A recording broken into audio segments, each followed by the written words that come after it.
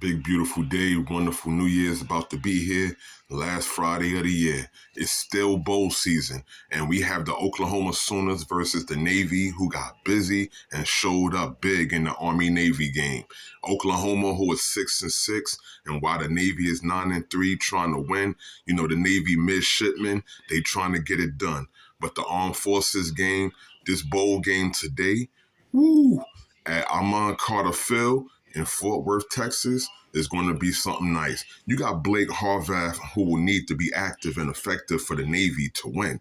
This dude has over 1,200 passing yards and 1,000 rushing yards in college. This guy's the dude right there. You wonder why the Navy's been winning, but their season could have been a little bit better with a little more help. But they 9-3, which is pretty cool in bowl contention.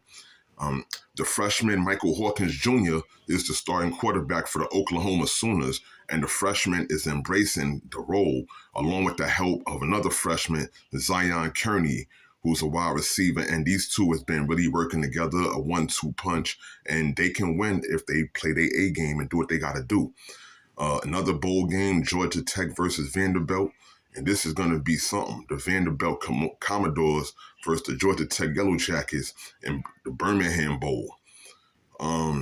Coach Brent Keys can be happy with what quarterback Haynes King has done, but it would be great to cap off a cool season with a bowl win against Clark Leas and his Vanderbilt Commodores defense, which can be very aggressive and difficult at times, and this would be a very special win for Georgia Tech. Syracuse University, the Orangemen, they going out there. They haven't been in a bowl game since last year, and they got blown out. One that they actually won since 2018, and this would be a very good comeback for 2018 to now. It's about 6 years. Whew.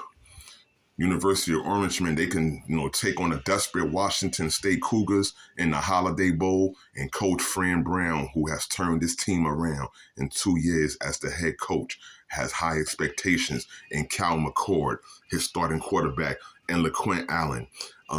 The Washington State is also going through distractions and changes with head coach Jake Divert to go to the Wake Forest team and to be over there with that school and developing that program even better, because for some reason they didn't agree on things at the end of the year, and so he's leaving Washington State and he's going to be over there dealing with Wake Forest now. And 25 players are entering the transfer portal along with quarterback John Mateer.